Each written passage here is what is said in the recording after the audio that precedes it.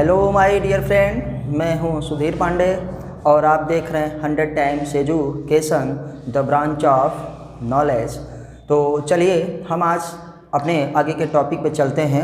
हम लोग अभी तक देख चुके हैं क्या अपना रिस्पायरेशन एंड गैसियस एक्सचेंज, या कहिए आप क्लास एनसीईआरटी की जो है 11th की बायोलॉजी है हमारे पास, जिसका हम लोग फिजियोलॉजी में पढ़ रहे हैं। कौन सा? ब्रीदिंग एंड गैसियस एक्सचेंज, मतलब श्वसन और गैसीय विनिमय। तो हम श्वसन और गैसीय विनिमय इस समय पढ़ रहे हैं और उसका पहला लेक्चर हम लोग देख चुके हैं। हम लोग उसका दूसरा लेक्चर देख चुके हैं, तीसरा देख चुके हैं और चौथा देख चुके हैं, पांचवा देख चुके हैं। आज हम लोग उसका छठा लेक्चर देखेंगे।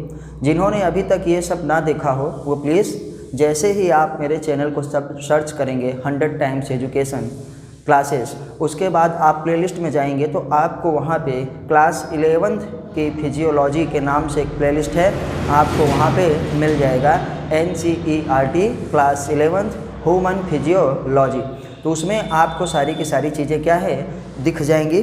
डाइजेशन का भी हो चुका है। तो आप सब लोगों से रिक्वेस्ट है कि प्लीज़ आप जो है देखिए और चैनल को जो है सब्सक्राइब करिए, अपने दोस्तों से भी सब्सक्राइब करवाइए। हमारी वीडियोज़ आपको कैसी लगती हैं आप हमको कमेंट के माध्यम से ज़रूर बताइए और आगे का जो है देखते रहिए। देखिए पूरा वीडियो आप अगर देखते हैं तभी आपको कंसेप्ट क्लियर होगा। ये हम लोगों का कोई वनडे एग्ज़ाम नहीं है कि बस वही बार बार क्वेश्चन आ रहे हैं, वही केवल याद कर लो और सीधे सीधे हमारा सब कुछ हो जाएगा। इसमें हमको कंसेप्ट की बहुत ज़रूरत पड़ती है, जिसके लिए हमको डिटेल में जो है पढ़ना बहुत ही आवश्यक होता है। और आप तो जानते ही हैं कि नीट क्वालिफाई करना कोई आसान काम नहीं होता। MBBS बड़े सौभाग्य से मिलता है, किस्मत वालों को मिलता है। तो चलिए हम लोग चालू करते हैं अब आज का अपना छठा लेक्चर, जिसमें हम पढ़ रहे थे क्या? Respiratory volumes. रिस्पायरेटरी वॉल्यूम्स का मतलब श्वसनीय आयतन। हम लोग ये जान चुके हैं। अभी तक पिछली वीडियो में मैंने देखा था कि हम उन सब के नाम आपको बता चुके हैं, हम सब उनको नाम देख चुके हैं। कुल प्रकार के कितने हैं? 9, जिसको हम लोग कहते हैं टाइडल वॉल्यूम। टाइडल वॉल्यूम के बाद हमारे पास रिस्पायरेटरी क्या है? रिजर्व वॉल्यूम होता है ना, जिसको हम लोग कहते हैं IRV इंस्पायरेटरी रिजर्व वॉल्यूम। फिर ERV एक्सपायरेटरी रिजर्व वॉल्यूम। फिर क्या था? Residual volume. और रेसिडुअल वॉल्यूम के बाद हम इन्हीं चारों में से और 5 बनाते हैं। जैसे क्या हो गया? Expiratory capacity. एक्सपायरेटरी कैपेसिटी ना हमारे पास जो हमेशा बचा रहता है, फंक्शनल रेसिडुअल वॉल्यूम या वाइटल कैपेसिटी या टोटल लंग कैपेसिटी। तो जिसमें से हम अभी पहला वाला देख चुके हैं, जिसमें क्या देखे हैं? Tidal volume. तो आगे बढ़ने से आप लोगों से फिर वही रिक्वेस्ट है कि प्लीज़ चैनल को सब्सक्राइब जरूर करिए। देखिए सब्सक्राइबर्स होना बहुत ज़रूरी होता है, इसलिए हर चैनल वाला या मैं बार बार इसलिए कहते हैं कि ताकि जब आपके पास सब्सक्राइबर होंगे तभी जो है वीडियो शो की जाती हैं यूट्यूब पे, और हम क्या है और भी यूज़फुल और भी अच्छी अच्छी वीडियोज़ आपके लिए लाते रहेंगे। तो चलिए अब हम आगे की तरफ बढ़ते हैं, बाकी की बात होती ही रहेगी। आइए देखिए हम पहला वाला देख चुके हैं, बस आपको थोड़ा सा पीछे का दिखाते हैं कि जिसमें हम क्या पढ़ चुके हैं। हम टाइडल वॉल्यूम क्या है पढ़ चुके हैं। टाइडल वॉल्यूम हमारे पास कितना होता है? थोड़ा थोड़ा देखते चलते हैं। 500 ml। 500 ml का मतलब आधा लीटर। टाइडल वॉल्यूम को हम लोग क्या कहते हैं? शॉर्ट फॉर्म में TV।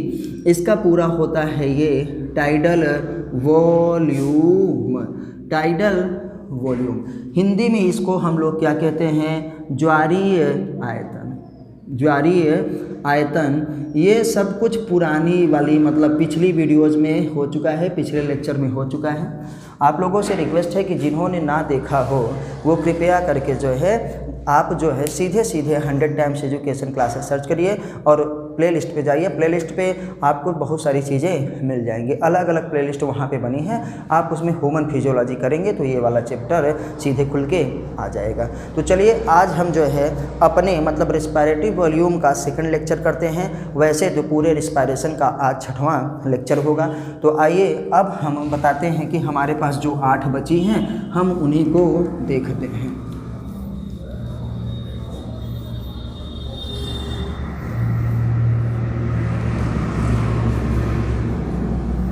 आज थोड़ा डायरेक्शन चेंज किए हैं। आप लोगों को अगर असुविधा होगी देखने में तो आप बताइएगा। चलिए हम लिखते हैं सीधे। अब हमारे पास क्या था, हमारा सेकंड था जिसको हम लोग कहते हैं इंस्पायरेटरी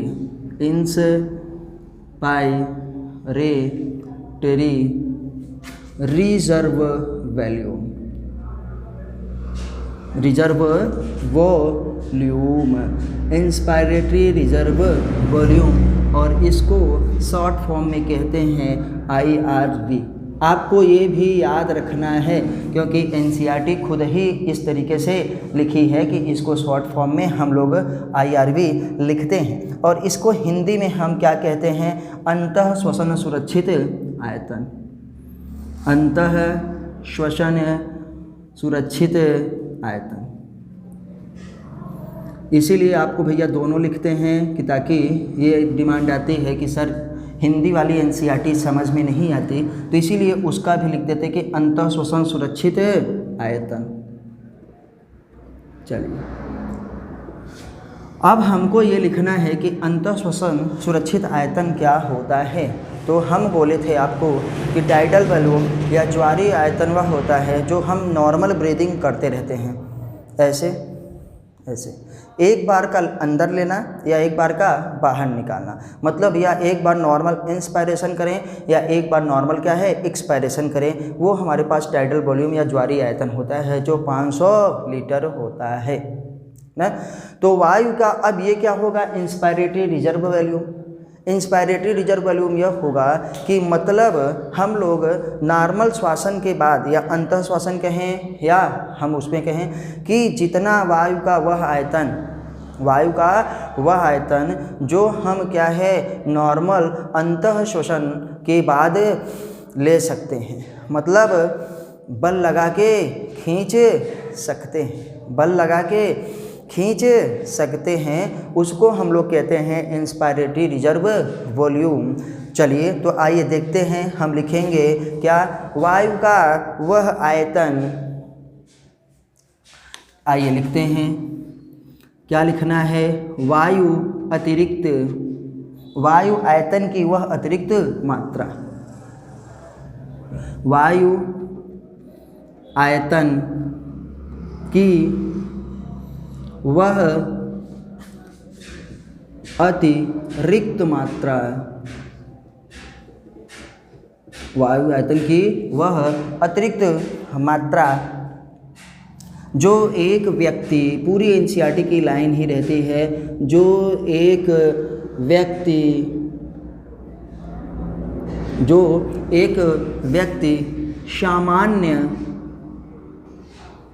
सामान्य अंतः श्वसन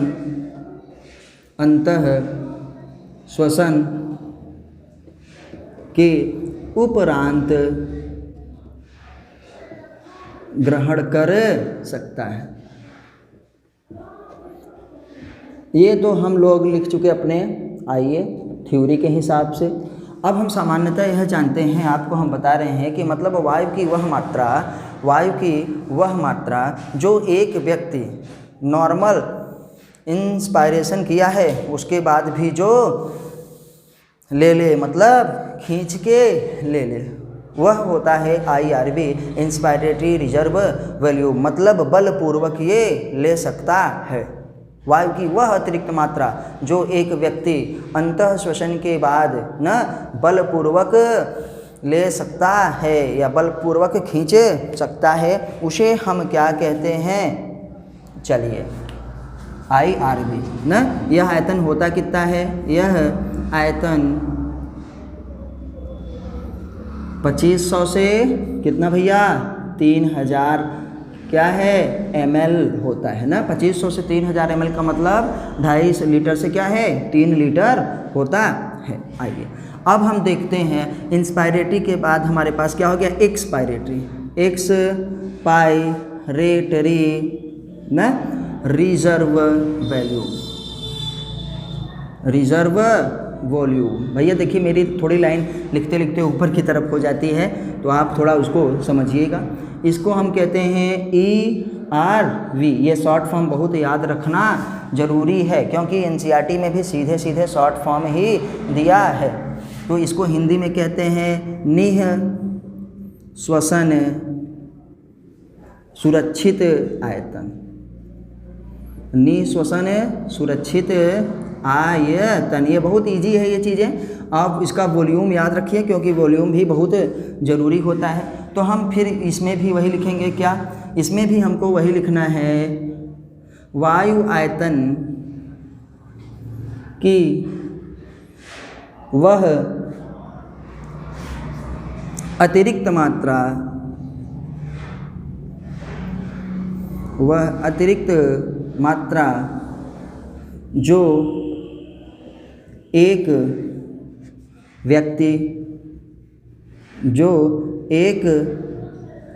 व्यक्ति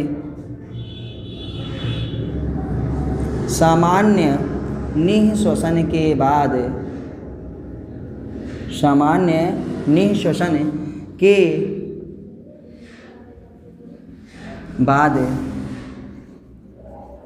बलपूर्वक निःश्वासित कर सकता है, निःश्वासित कर सकता है। आइए, ये चीज़ समझना बहुत ज़रूरी है। इसलिए समझना ज़रूरी है कि देखिए, आप लोग सोच रहे होंगे कि एक बार निकाला है फिर भी उसके बाद फिर ऐसा क्यों। तो हमारे कहने का मतलब ये है भैया कि हम एक बार नॉर्मल या तो ऐसे लिए तो 500, निकाले तो 500 लेना, इंस्पायरेशन निकालना, एक्सपायरेशन ना, उसके बाद भी बलपूर्वक क्या है, एक बार नॉर्मली ऐसे निकाले उसके बाद भी बलपूर्वक क्या इसे बल लगा के क्या है, जो हम वायु का आयतन बाहर निकाल सकते हैं, वायुमंडल में छोड़ सकते हैं, उसको हम लोग क्या कहते हैं, एक्सपायरेटरी रिजर्व वैल्यू, जिसे निःश्वसन सुरक्षित आयतन कहते हैं ना। और ये होता कितना है, ये हमारे पास होता है कितना, 1000 से लेकर के 1100 ml, 1000 से लेकर के 1100 ml, मतलब 1 लीटर या 1 लीटर से थोड़ा बहुत ज़्यादा, 1 लीटर या 1 लीटर से थोड़ा बहुत ज़्यादा, यही हमको जो है इसमें देखना है। चलिए, तो जिसका ये हो चुका होगा ना, अच्छी बात है, जिनको पता होगा अच्छी बात है, उनका रिवीजन हो जाएगा, और जिनको नोट करना हो वो लोग नोट कर सकते हैं, यहाँ बोर्ड पे लिखा है। चलिए, अब हम थोड़ा सा आगे बढ़ते हैं।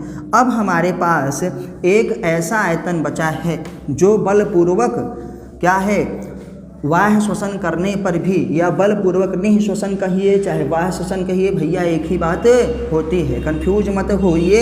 आपको जितने उसके प्रोनाउंसिएशन मतलब सिनोनिम्स याद रहे, जितने पर्यायवाची याद रहिए उतना ही अच्छा होता है, क्योंकि हम लोग घर में भी करते हैं ना, एक लोगों के कई नाम होते हैं और ज़रूरत पड़ने पे पता चला उनका दूसरा नाम हम जानते ही नहीं, तो एग्ज़ाम में कौन सा वो पूछ लेंगे, इसलिए आपको सारे नाम याद रखना है। इंस्पायरेशन को हम लोग क्या कहते हैं, अंतःश्वसन भी कहते हैं ना, तो ये याद रखना है।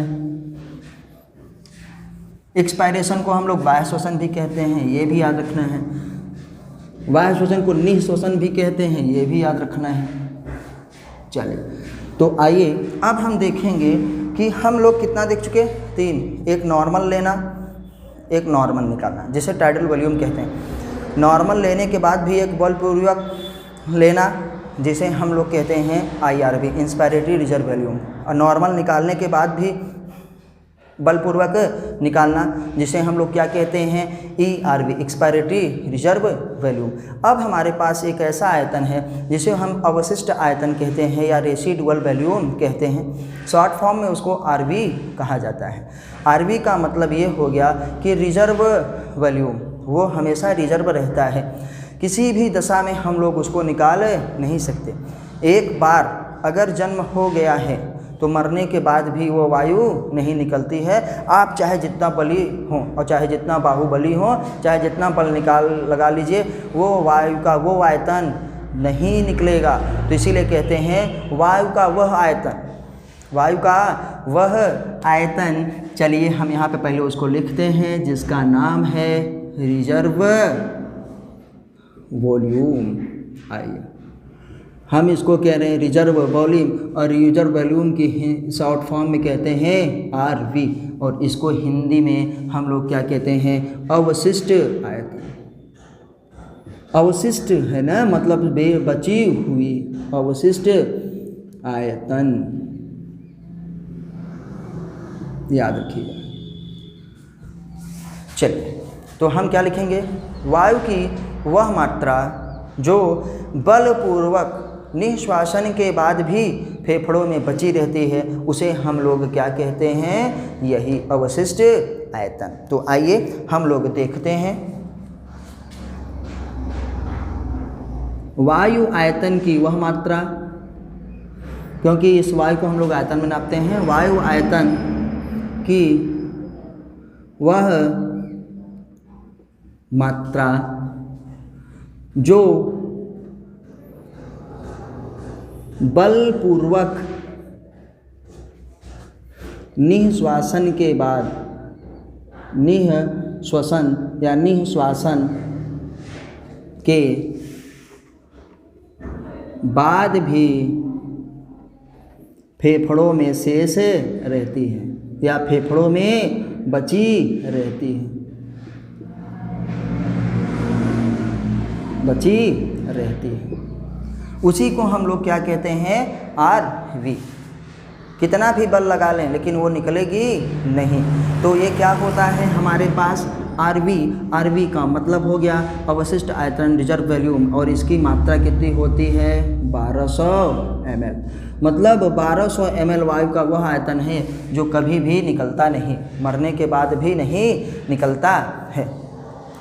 और आपको बता दें, आप जब कॉलेज में जाएंगे तो डॉक्टर साहब आपको सिखाएंगे ना, सर आपको बताएंगे कि जब बच्चा जन्म लेता है और अगर मान लीजिए उसकी सडन डेथ हो गई या पहले से मरा पैदा हुआ था ना, माँ के गर्भ में ही उसकी जान जा चुकी थी, तो ये चीज़ चेक होती है, रेसिडुअल वैल्यूम। क्योंकि अगर वो एक बार भी ज़मीन पे आ गया, ज़मीन पे आने का मतलब उसका जन्म हो गया और उसने श्वसन कर लिया, तो वो 1200 ml उसके फेफड़ों में जाके वायु का मात्रा रुक जाएगी।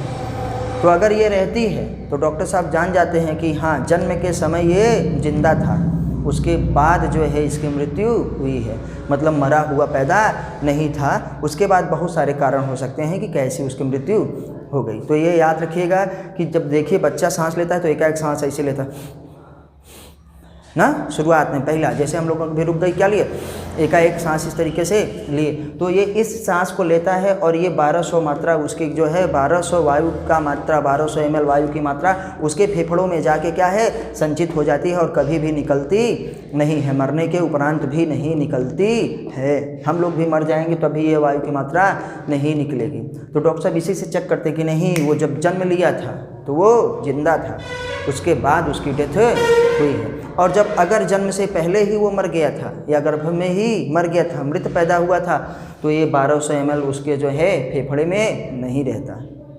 और ये सब क्लिनिकल डायग्नोसिस के लिए होते ही होते हैं।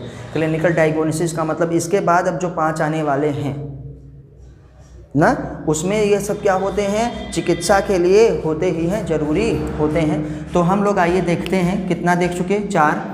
पहला हम देखे हैं टीवी को फुल फॉर्म में क्या कहते हैं, टाइडल वॉल्यूम। ये कितना होता है, 500 ml, इसलिए लिख रहे हैं कि एक बार फिर से रिवाइज हो जाएगा। दूसरा हम लोग पढ़ चुके हैं IRV कितना होता है, हम लोग जानते हैं 2500 से कितना भैया, 3000 ml ना, मतलब 2.5 से 3 लीटर। तीसरा हम लोग देखें एक्सपायरेटरी, मतलब ERV, एक्सपायरेटरी रिजर्व वॉल्यूम, ये कितना होता है, याद रखना, डेट ये बहुत पूछते हैं, वॉल्यूम ही आपसे पूछ लेंगे, 1100 ml ना। और चौथा हम लोगों ने अभी देखा, ऊपर लिखा है RV मतलब रेसिडुअल वॉल्यूम, कितना, 1200 ml। अब इन्हीं चारों को मिला करके हम लोग 5 और जो है श्वसनीय आयतन पढ़ते हैं, मतलब रिस्पायरेटरी वॉल्यूम पढ़ते हैं, जो हमारे क्या है, मेडिकल्स में, चिकित्सा शास्त्र में ना, रोगों के निदान के लिए उपयोग में लाया जाता है ना, अच्छे से। आइए तो अब हम इन्हीं को मिला के देखेंगे, हमारे पास 5 और हैं। जिनको भैया नोट करना रहा करें वो नोट कर सकते हैं, वीडियो को आप पॉज कर लीजिए ना और नोट कर लीजिए। अगर आपको हमारी वीडियोस थोड़ा बहुत भी अच्छी लगती हैं तो प्लीज़ वीडियो को लाइक ज़रूर करिए, उस पर कमेंट्स करिए ना, अपने दोस्तों के साथ शेयर करिए और चैनल को उनसे भी सब्सक्राइब करवाइए, जिससे क्या होगा कि हम और भी अच्छी अच्छी वीडियोज़ क्या है डाल पाएंगे। तो चलिए अब हम देखते हैं कि हम 4 देख चुके हैं, अभी हम 5 और देखते हैं। अब हम लोग देखेंगे उन्हीं चारों में से मिला करके एक एक कर को चलते हैं। देखिए हम लोग कहते हैं इंस्पायरेटरी कैपेसिटी, मतलब कुछ क्षमताएं, वायु की क्षमताएं, हमारे फेफड़ों की वो क्षमताएं जो थोड़ी थोड़ी क्या है वायु को लेते हैं, तो हम लोग कहते हैं inspiratory capacity. Inspiratory capacity, inspiratory capacity का मतलब है हमारे पास क्या है, श्वसन क्षमताएं, जिसको हम क्या कहते हैं, इंस्पायरेटरी का अंतः श्वसन क्षमता। क्या लिखेंगे, इंस्पायरेशन तो आप जानते हैं जिसको हम अंतः कहते हैं, मतलब अंतः श्वसन क्षमता, अंतः श्वसन क्षमता, अंतः श्वसन क्षमता। और शॉर्ट फॉर्म में इसको क्या कहते हैं, आईसी। शॉर्ट फॉर्म में क्या कहते हैं, इंस्पायरेटरी कैपेसिटी, जो हमारे पास ये हो गई अंतः श्वसन क्षमता। मतलब हमारी कितनी क्षमता है कि हम एक बार में वायु का अंतः श्वसन कर सकते हैं। हमारे अंदर लोग कहते हैं ना कितना दम है, बताओ कि एक बार में कितनी हवा अंदर कर सकते हो ना। सीना उना चेस्ट उस्ट फुलाते हैं, देखते हो ना, आर्मी में जाते हैं, पुलिस में जाते हैं, अन्य जगह जाते हैं ना, तो ये सब भी हमारे क्या क्लिनिकल डायग्नोसिस के लिए ज़रूरी होता है। हम लोग भी क्या है फुलाते हैं ना इसे। चलिए स्टार्ट करते हैं फिर। तो ये कब होता है, जब हम एक बार नॉर्मल एक्सपायरेशन कर चुके हैं। नॉर्मल एक्सपायरेशन का मतलब एक सामान्य क्या है, निःश्वसन के उपरांत, जब आप निकाल दिए हैं ना, तब तो क्या लिए होंगे, पहले तो नॉर्मल अपना 500 लिए होंगे और फिर उसके बाद आईआरबी भी ले लिए होंगे। आईआरबी का मतलब इंस्पायरेटरी रिजर्व वॉल्यूम भी ले लिए होंगे। तो आइए अब हम उसी को चालू करते हैं। चलिए लिखते हैं, सामान्य निःश्वसन, सामान्य निःश्वसन के उपरांत वायु की वह अधिकतम मात्रा, वायु की वह अधिकतम मात्रा, वह अधिकतम मात्रा जो एक व्यक्ति अंतः श्वसन कर सकता है, जो एक व्यक्ति अंतः श्वसन कर सकता है। आइए बच्चा लोग यहाँ पे देखिए, यहाँ पे लिखा है सामान्य निःश्वसन के उपरांत, मतलब एक बार नॉर्मल एक्सपायरेशन करने के बाद वायु की वह अधिकतम मात्रा जो हम ले सकते हैं, और जो एक बार निकाल दिए हैं तो अब लेंगे क्या, नॉर्मल, फिर खींच के ले लेंगे, क्योंकि अब क्षमता की बात आ गई है। लोग कहते हैं ना कितनी क्षमता है वो पूरा दिखाओ। अगर हम सामान्यतः काम करते रहेंगे ठीक है, अब कोई आके हमको ताव दे दे कि नहीं अपनी क्षमता दिखाओ, अपनी कैपेसिटी दिखाओ ना, तो 24 घंटे में 18 घंटे पढ़ाते रहेंगे, नहीं तो नॉर्मली 1 घंटे 1.5 घंटे ना। तो क्या होती है, यहाँ क्षमता की बात आ चुकी है, तो इसमें क्या क्या होता है हम देखेंगे। पहले जब एक बार निकाले तो पहले क्या होगा, टीवी, क्या लेंगे, टीवी मतलब टाइटल वॉल्यूम, और फिर क्या लेंगे, आईआरवी, ये दोनों इसमें होता है। तो कुल मिला के हम क्या कहेंगे, आईसी बराबर क्या होता है, टीवी और प्लस क्या है, आईआरवी। टीवी हमारे पास कितना है 500 ml और आईआरबी हमारे पास कितना था 2500 से 3000, तो लेते हैं क्या 3000। कुल मिला के कितना हो गया भैया 3500 ml, मतलब 3.5 लीटर। याद रखिएगा, इसका भी याद रखिएगा। चलिए अब देखते हैं एक्सपायरेटरी कैपेसिटी। एक्स ये हमारे पास कौन था 5वां, ये कौन सा है 6ठा। एक्सपायरेटरी कैपेसिटी, एक्सपायरेटरी कैपेसिटी, जिसे हम क्या कहते हैं, निःश्वसन क्षमता। क्या कहेंगे, निःश्वसन क्षमता। चलिए इसको शॉर्ट फॉर्म में क्या कहते हैं, एक्सपायरेटरी कैपेसिटी को क्या कहेंगे, ईसी। क्या कहेंगे, ईसी। तो देखिए जैसे ऊपर लिखा है उसका जस्ट उल्टा यहाँ पे है, तो हम इसको करेंगे सामान्य निःश्वसन, यहाँ पे लिखा है वहाँ क्या कर देंगे कि सामान्य क्या अंतः श्वसन के उपरांत, मतलब एक बार जब नॉर्मल आदमी सांस ले लिया है, एक नॉर्मल सांस लिए, उसके बाद कितना निकाल सकते हैं हम, देखो कैसे निकालेंगे, नॉर्मल वाले निकाले और फिर बलपूर्वक जो निकाल रहे थे कितना, 1100 ml, 1000 से 1100 ml ना, जब खांसी आती है, छींक आती है, खांसी या छींकते ना, तो बलपूर्वक भी बल लगा कर ना इस तरीके से करते हैं, वही वाला है निःश्वसन क्षमता को हम क्या लिखते हैं, आइए सामान्य, ये सब याद रखिएगा क्योंकि स्टेटमेंट में भी दे देंगे। क्या है, सामान्य निःश्वसन यहाँ पे लिखा है तो हम क्या लिखेंगे यहाँ पे कि सामान्य अंतः श्वसन के उपरांत, सामान्य अंतः श्वसन के उपरांत न वायु की वह अधिकतम मात्रा, वायु की वह अधिकतम मात्रा, वह अधिकतम मात्रा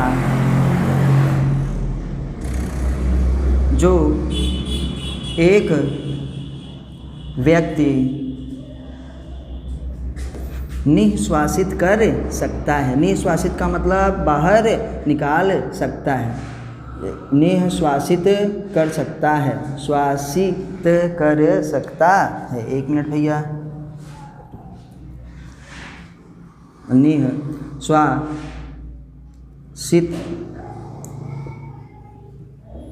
कर सकता है। निःश्वासित कर सकता है का मतलब, अब आइए देखिए कितना निकाल सकता है, वो होता कितना है, तो हम यहाँ पे लिख रहे हैं ईवी, ईवी का मतलब ईसी, ईसी का मतलब expiratory capacity, expiratory capacity, expiratory capacity बराबर क्या होगा, देखिए हमारे पास यहाँ पे पहली बात आएगा क्या, टीवी, टीवी का मतलब टाइडल वॉल्यूम, क्योंकि जो हम लिए थे वो निकालेंगे 500 और फिर क्या निकाल देंगे हमारे पास ERV, एक्सपायरेटरी रिजर्व वॉल्यूम, ये वाला, तो ये कुल मिला के कितना हो गया, यहाँ पे देखिए ये होता है 500 और ये कितना होता है भैया 1100, तो 11 5 कितना हो गया 1600, कितना हो गया 1600 ml, तो मतलब EV जो हमारा होता है वो कितना होता है 1600 ml होता है, एक्सपायरेटरी कैपेसिटी कितना होता है 1600 ml होता है। तो जिनको नोट करना होगा वो नोट कर लेंगे, एकदम हिंदी में लिख रहे हैं क्योंकि भैया इंग्लिश में तो बहुत सारा मैटर है यूट्यूब पे, और जब पढ़ाते हैं तो बच्चे भी कहते हैं कि सर हिंदी में भी बनाइए हिंदी का, तो हमने इसको हिंदी में ही कर दिया है। चलिए तो अब हम आगे देखते हैं कि हमारे पास अभी कितने बाकी हैं, 3 और बाकी हैं, तो जिनको नोट करना होगा वो वीडियो को पॉज करके नोट कर सकते हैं। अब हम आगे बढ़ते हैं, क्या होता है हमारे पास, इसके बाद हम एक पूरा डाटा बनाएंगे कि उसमें क्या क्या होता है, तो सब लोग हम लोग उसको करेंगे। NCERT पढ़ना देखिए बहुत ज़रूरी है, बिना NCERT के कुछ होने वाला है नहीं। चलिए तो अब हम 7वें पे आते हैं, FRC, FRC को कहते हैं functional residual value, functional residual value, residual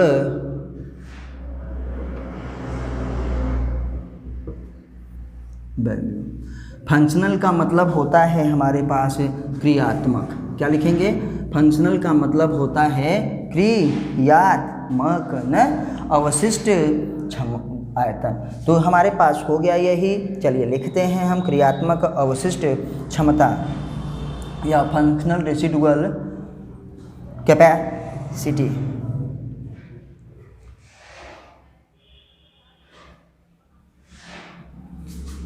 यहाँ पे हमको लिखना है कैपेसिटी। चलिए, फंक्शनल रेसिडुअल क्या है? कैपेसिटी। शॉर्ट फॉर्म में इसमें क्या लिखेंगे हम लोग? FRC, functional residual capacity. Hindi में लिखेंगे फंक्शनल मतलब होता है भाई लोग क्या? क्रियात्मक। आइए, रेसिडुअल को अभी हम लोग पढ़ चुके हैं, अवशिष्ट। रेसिडुअल अवशिष्ट। कैपेसिटी को आपको पता है कितना हो, क्या कहते हैं? क्षमता। क्या है ये? क्षमता। मतलब इसमें ज़्यादा कुछ नहीं है। हम लोगों के पास एक नॉर्मल एक्सपायरेशन के बाद जो ऐसे कि मतलब जो सामान्य रूप से सांस को, वायु की मात्रा को बाहर निकालते हैं उसको कहते हैं क्या ना? तो उसको निकालने के बाद वायु की जितनी मात्रा फेफड़ों में बची रह जाएगी उसी को हम लोग क्या कहेंगे? Functional residual capacity. चलिए, मतलब क्रियात्मक अवशिष्ट क्षमता। तो आइए हम लोग देखते हैं कि हम लोगों में मिलता है। चलिए लिखते हैं, यहीं से लिखेंगे, सामान्य निःश्वसन के उपरांत, सामान्य निःश्वसन के उपरांत वायु की जो मात्रा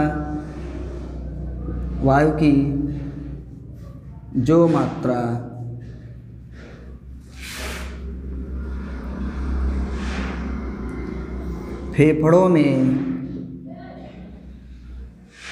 बची रह जाती है, भैया मेरा पाई मात्रा पे मत जाइएगा, बची रह जाती है उसे क्या कहते हैं?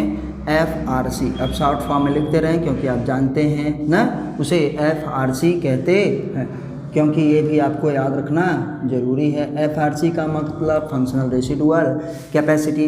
तो देखिए हमारे पास क्या क्या रहता है इसमें। जो हमारे पास हमेशा 1200 रहती है वो तो रहेगी ही रहेगी, और जो हम बलपूर्वक 1100 निकाल रहे थे वो भी बची रह जाएगी, क्योंकि इस बार हमने बल लगा के नहीं निकाला है, केवल सामान्य निःश्वसन किया है। तो इसमें हमारे पास क्या होगा? आइए देखते हैं। इस पे हमारे पास कुल मिला के हम FRC को लिखेंगे FRC बराबर, इसको हटा देते हैं क्योंकि ये नहीं है, ताकि फिर से आप इसको मत नोट कर लीजिएगा। चलिए, तो FRC बराबर क्या होगा हमारे पास? ERV मतलब इंस्पायरेटरी रिजर्व वैल्यूम, जो हम बल लगा के निकाल सकते थे, और हमारे पास क्या हो गया? RV का मतलब रेसिडुअल वैल्यूम। ये कितना होता है ये आपको सबको पता है कि मैक्सिमम कितना हो सकता है 1100 ml, और ये कितना होता है 1200 ml। तो कुल मिला के कितना हो गया? ये 2300 ml। तो आपको ये भी याद रखना पड़ेगा कि FRC कितना होता है? 2300 ml हमारे पास ये होता। तो चलिए अब हम लोग थोड़ा सा आगे बढ़ते हैं कि FRC के बाद हमारे पास आता है वाइटल कैपेसिटी। ये बहुत ही इम्पोर्टेंट है, बहुत ही ज़रूरी है। ये 8वां होने वाला है। कौन सा? Vital capacity. वाइटल कैपेसिटी आप अपनी NCERT में देखेंगे तो आपको सब कुछ मिलेगा। और वाइटल कैपेसिटी को शॉर्ट फॉर्म में हम लोग क्या कहते हैं? VC, vice chancellor. मतलब वाइटल कैपेसिटी मेन हेड है, बहुत काम की चीज़ है ना। तो ये हमारे पास क्या होती है? वाइटल कैपेसिटी, जिसको हम लोग VC कहते हैं। अब इसमें दो तरीके का है कि या तो बलपूर्वक निःश्वासन के बाद हम कहें, एक बार आपसे कहें कि बलपूर्वक निःश्वासन के बाद मतलब बल लगा करके हम जितना वायु को बाहर निकाल सकते हैं, उसके बाद ना, उसके उपरांत वायु की वह अधिकतम मात्रा जो एक व्यक्ति क्या है कर सकता है, अंतः श्वसन। तो एक बार बल लगा के देखिए, निकाल दिए। अब कितना लेंगे? पहले अपना जो बल लगा के निकाले हैं वो 1100 नॉर्मली ले लिए,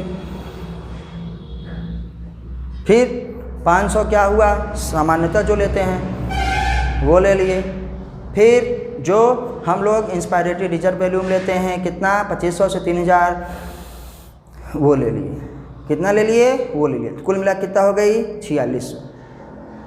या इसका उल्टा कि क्या है, बलपूर्वक अंतः श्वसन के बाद, एक बार बलपूर्वक अंतः श्वसन कर लें। देखो अब बलपूर्वक अंतः श्वसन के बाद जितनी वायु की मात्रा हम बाहर निकाल सकते हैं वो होती है हमारे पास वाइटल कैपेसिटी। तो क्या निकालेंगे, पहले जो बलपूर्वक लिए थे कितना 2500 से 3000 निकाल दिए, फिर नॉर्मल वाला भी निकाल दे रहे हैं 500, ये भी कम, फिर बल लगा के और 1100 निकाल सकते हैं। क्यों, ERB कितना 46, कितना निकाले, पहले 3000 निकाले, फिर 500 निकाले, हो गया हमारे पास 3500, फिर निकाल दिए 1100, हो गया कितना 4600।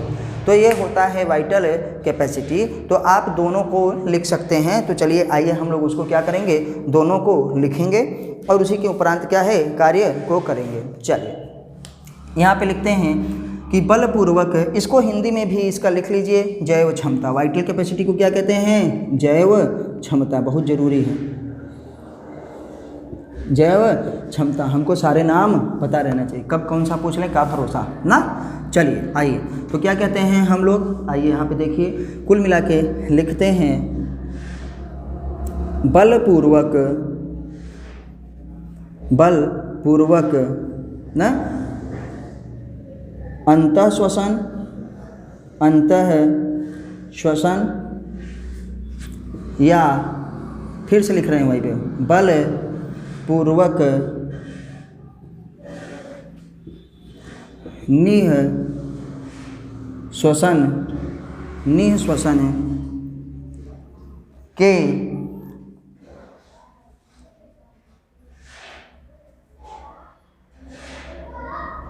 निःश्वसन के उपरांत जो निःश्वसन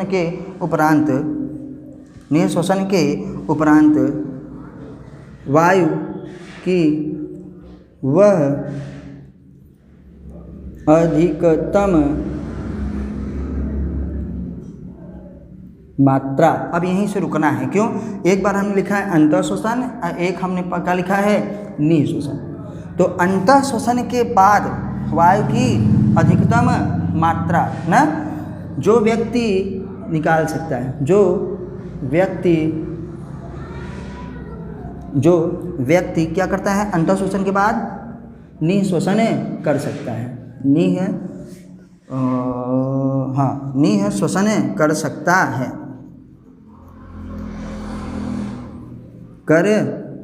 है।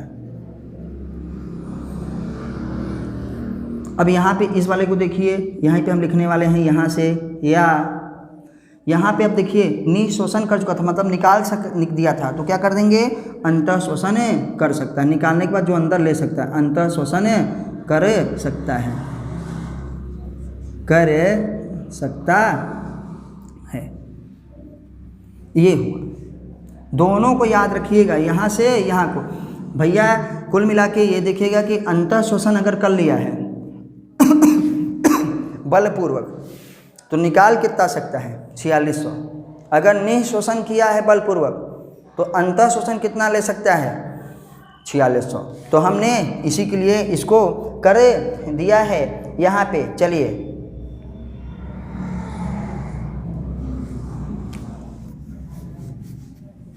आइए देखते हैं कितना होगा।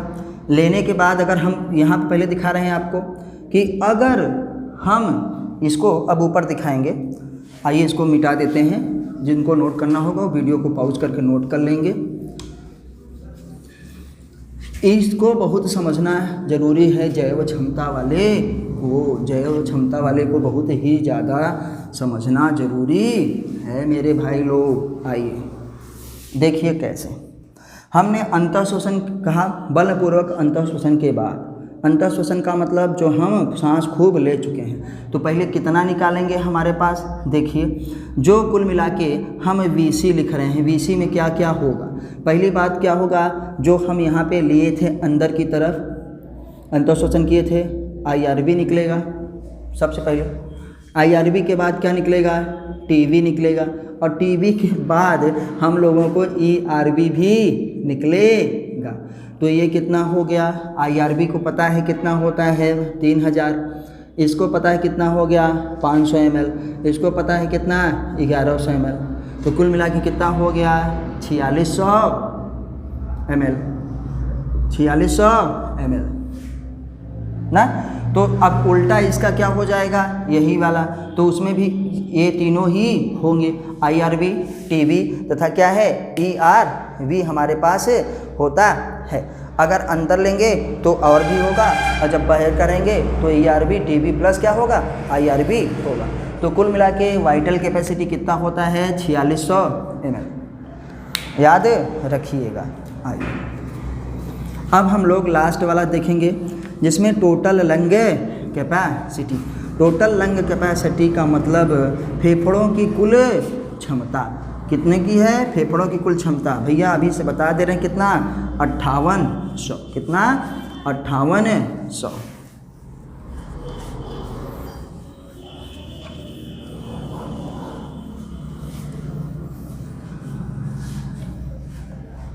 चलिए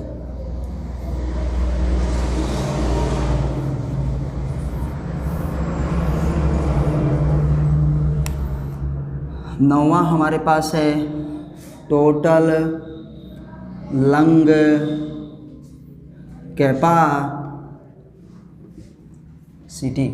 क्या लिखेंगे, total lung capacity. Total lung capacity का मतलब कि हमारे पास फेफड़ों में जितनी हवा हम ले सकते हैं, कब, बलपूर्वक निःश्वसन के बाद, बलपूर्वक निःश्वसन के बाद। तो हम लिखेंगे वायु की वह मात्रा ना जो क्या करेंगे, बलपूर्वक निःश्वसन के बाद अंतः श्वसन की शिशित की जा सकती है ना, और उसका 1200 जो हमेशा बचा रहता है वो। तो कुल मिला के हमारे पास हो जाता है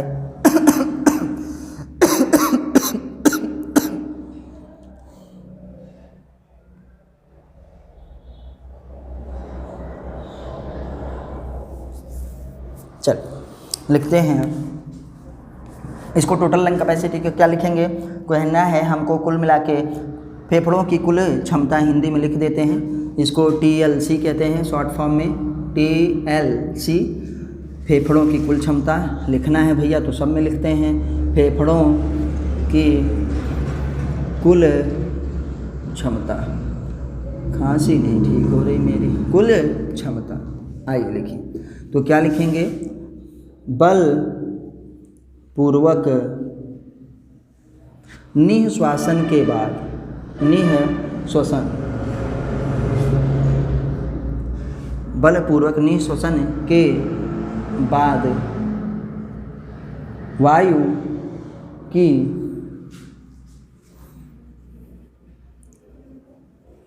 कुल मात्रा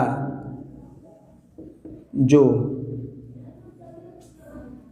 फेफड़ों में समायोजित की जा सकती है, समायोजित की जा सकती है, मतलब ये सब का सम है, टोटल का सम है, सबका जोड़ है, फेफड़ों में समायोजित की जा सकती है।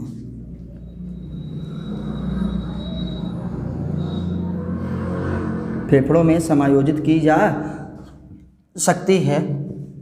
तो यहाँ पे आइए समझिए कि बलपूर्वक निःश्वसन के बाद, यहाँ कंफ्यूज मत होइएगा कि बलपूर्वक निःश्वसन के बाद वायु की कुल मात्रा, मतलब एक बार निःश्वसन भी कह रहे हैं कर दो, उसके बाद कह रहे हैं कि वायु में जो हो, नहीं, वो कह रहे हैं, इनके कहने का मतलब ये हुआ कि बलपूर्वक निःश्वसन कर दिए, जब हम एक्सपायरेशन कर दिए ना, फोर्सफुल एक्सपायरेशन के बाद वायु की जो मात्रा हम फिर से फेफड़े में पूरा समायोजित कर सकते हैं, वही वाली इसमें होती है और इसी को माना जाना है। इसमें क्या क्या होगा, आइए अब इसका वो निकालते हैं कि TLC क्या क्या होगा। TLC में देखिए सब कुछ, TLC में सब कुछ होगा हमारे पास। आप नॉर्मली पहले देखिए, RB तो हमेशा बचा ही रहेगा, RB हमेशा बचा ही, रेसिडुअल वॉल्यूम जो 1200 रहता है। उसके बाद हम 500 जो नॉर्मली लेंगे, वो तो रहा ही रहा। जो हम बलपूर्वक निकाले थे ERV वो तो क्या होगा ही होगा। और हमारे पास क्या होगा, जो बलपूर्वक हम ले सकते हैं IRV वो तो होगा ही हो। देखो इन्हीं सब का योग कितना था 4600, इन्हीं सब का योग कितना था 4600 और इसका कितना होता है 1200। तो 4600 और प्लस 1200 कुल के मिला के कितना हो गया भैया 5800। दिख रहा है कि नहीं दिख रहा है, 5800 ml, 5800 ml कुल मिला के 5800, 5800 ml होता है, 5800 होता है। तो याद रखिएगा ये TLC होता क्या क्या है। अब हम यहीं पे दिखा रहे हैं कि ये 4600 VC है ना, और ये कितना है, इसी में जब हम 1200 जोड़ देंगे, इसी में जब हम अब ऊपर वाला हटा रहे हैं, देखिए ये सब यहाँ से हटा रहे हैं, आपको दिखा रहे हैं कि VC हमारे पास कितना होता है 4600। तो क्या हो जाएगा VC प्लस RV, इसमें हो गया क्या VC प्लस RV, कुल मिला के हमारे पास क्या हो जाएगा TLC, टोटल लंग कैपेसिटी। क्यों, VC होता है 4600 और RV कितना होता है 1200। तो टोटल का मतलब है समझ लेना पूरा, तो कितना होता है 5800, 5800 ml, 5800 ml होता है। तो चलिए ये आप लोगों ने देख लिया होगा और निश्चित ही आपको अच्छा लगा होगा।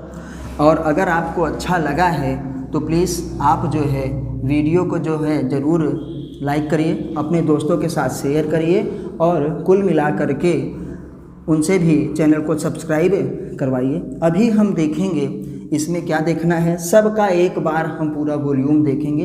वो चार्ट हम बना दे रहे हैं, शॉर्ट फॉर्म उसके लिखेंगे और क्या है उसका हम लोग पूरा का पूरा आयतन देखेंगे, ताकि जिनको ना समझ में आया हो उनको भी अच्छे से समझ में आ जाए। देखिए अगर वीडियो आप एक बार में नहीं देख पाते हैं तो कोई बात नहीं है, उसको आप थोड़ा थोड़ा करके देखिए, बार बार देखिए, लेकिन पूरा देखिए। तो हम क्या लिखने वाले हैं यहाँ पे, श्वसन संबंधी क्या है आयतन, हम यहाँ पे लिखना वाला है रेस्पिरेटरी वॉल्यूम्स के नाम, रेस्पिरेटरी